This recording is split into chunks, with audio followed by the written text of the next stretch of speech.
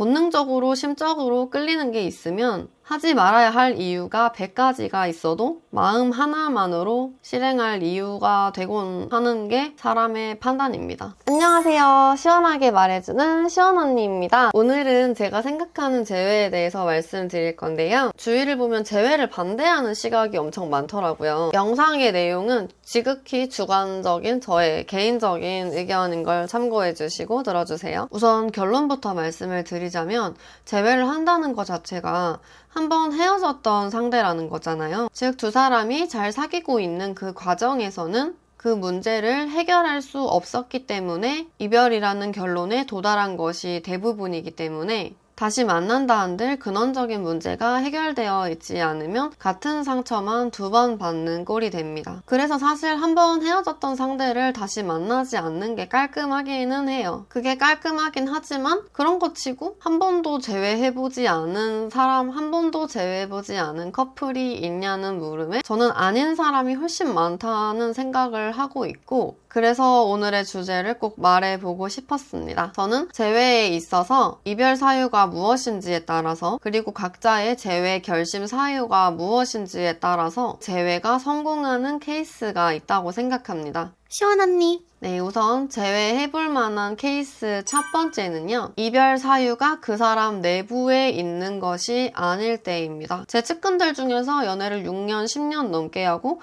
주위에서 정말 인고 커플, 아주 예쁘게 잘 사귀는 장기 연애 커플로 알려진 친구들이 있어요. 주위에서는 이 커플이 한 번도 헤어진지 혹은 어떤 굴곡을 겪었는지는 전혀 모르고 있기 때문에 그냥 마냥 멀리서 바라보면서 어떻게 저렇게 한 사람과 5년, 6년 10년을 가까이 연애를 예쁘게 할 수 있는 거지? 라는 그런 부러움의 대상이 되곤 하는데요. 사실 이 사람들의 속내를 살펴보면 우리와 별반 다를 게 없습니다. 한 번씩은 헤어졌거나 헤어짐을 고민해 본 적이 있어요. 단순히 권태기가 찾아와서 그런 경우가 있고요. 혹은 한쪽의 상황이 너무 안 좋아져서 본인의 상황, 본인의 마음도 신경 쓸 여력이 안 되기 때문에 두 사람 간의 관계를 이끌어 나갈 에너지가 없어서 이 관계가 점점 힘들어진 케이스를 봤어요. 근데 이 경우들은 사실 그 사람들의 근원적인 문제가 아니라고 생각하거든요. 그래서 좀 시간이 흘러서 감정이 회복이 되던지 상황이 나아졌을 때 커플들은 재회를 했고 오히려 헤어진 동안에 그 애인의 빈자리를 느끼면서 역시 이만한 사람이 없구나 라는 생각을 가지고 더욱더 연인과 각별한 사이가 되는 모습을 많이 지켜봤어요. 시원언니. 네, 그리고 재회해도 괜찮은 케이스 두 번째는요. 헤어졌다가 다른 사람을 실컷 만나고 본인의 기준이 재정립되었을 때입니다. 우리 인생에서 항상 최선의 선택을 하면 좋겠지만 인간관계에 있어서는 뭐가 최선이라고 말하는 게 되게 어려운 일이고 애초에 어느 누구도 완벽하지 않고 각자의 취향이라든지 코드가 맞고 안 맞고 이런 것도 지극히 주관적인 분야이기 때문이죠. 본인은 어떤 문제가 있고 나는 어디까지 감내하고 참을 수 있는가, 이걸 시간이 지나야 알게 되는 경우가 종종 있습니다. 과거에 나는 이해할 수 없던 악조건의 사람이라고 생각해서 헤어진 건데 지금 생각해보니까 그게 최선이거나 차선일 수 있는 거잖아요. 그래서 그 당시에 본인이 상대방을 이해하지 못해서 헤어졌다가 2, 3년 정도를 지내면서 본인이 전혀 타협할 수 없는 문제가 더 심각한 사람도 만나보는 등 본인의 기준도 다시 재정립이 되면서 재회하는 경우가 있다고 생각합니다. 실제로 제가 아는 언니랑 지인도 이렇게 헤어진 지 2, 3년이 지난 시점에 지난 연인과 다시 연이 닿으면서 재회해서 결혼에 골인을 했고요. 주로 결혼 정년기 시점에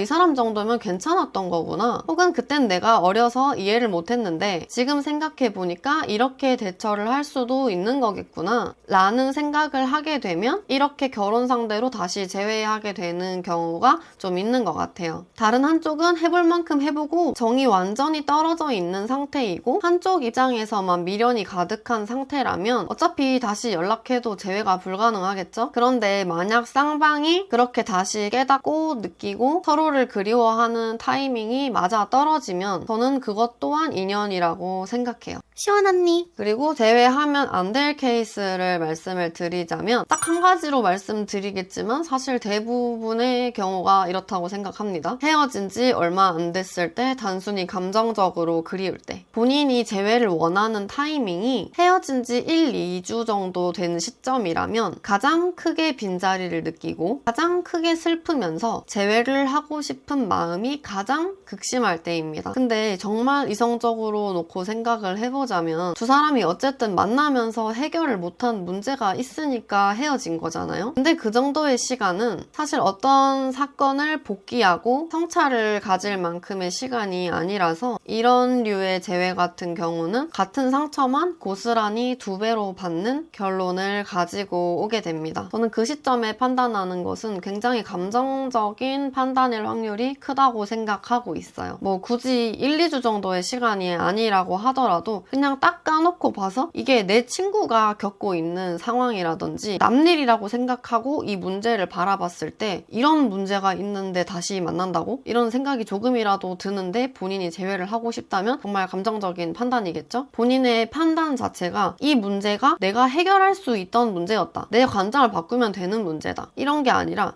그런 일이 있긴 했는데 지금 내가 너무 좋아하고 보고 싶으니까 라는 이유만이라면 정말 안 좋은 결론으로 갈 확률이 크다는 거죠. 근데 그럼에도 불구하고 제가 여러분에게 말씀드리고 싶은 부분은 제가 예전 영상에서 지랄 총량의 법칙이라는 거에 대해서 말씀을 드린 적이 있는데요. 본인이 인생에서 안 해본 지랄이라면 한두 번 정도는 해보고 느끼는 게 백문이불여일견이라고 생각합니다. 인지부조화 이론을 주장한 미국의 심리학자 레온 페스팅거는 인간은 합리적인 존재가 아니라 합리화하는 존재다 라는 말을 남겼어요. 내 머리랑 마음이 따로 놀 때 우리는 스스로를 속이고 비이성적인 행동에도 이성적인 이유를 갖다 붙이면서 이성적인 판단이라고 내적 괴리감을 지운다는 거죠. 본능적으로 심적으로 끌리는 게 있으면 하지 말아야 할 이유가 100가지가 있어도 마음 하나만으로 실행할 이유가 되곤 하는 게 사람의 판단입니다. 머리로 다 알아도 마음이 커서 그런 선택을 한다면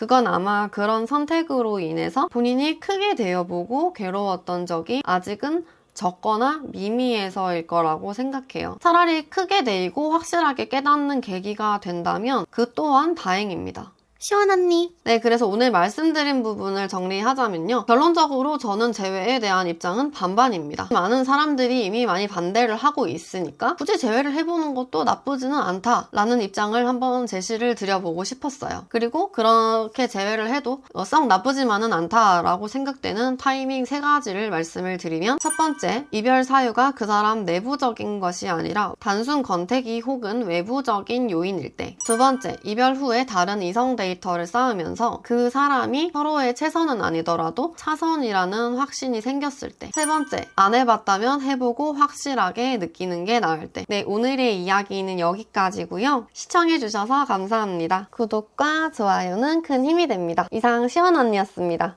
안녕.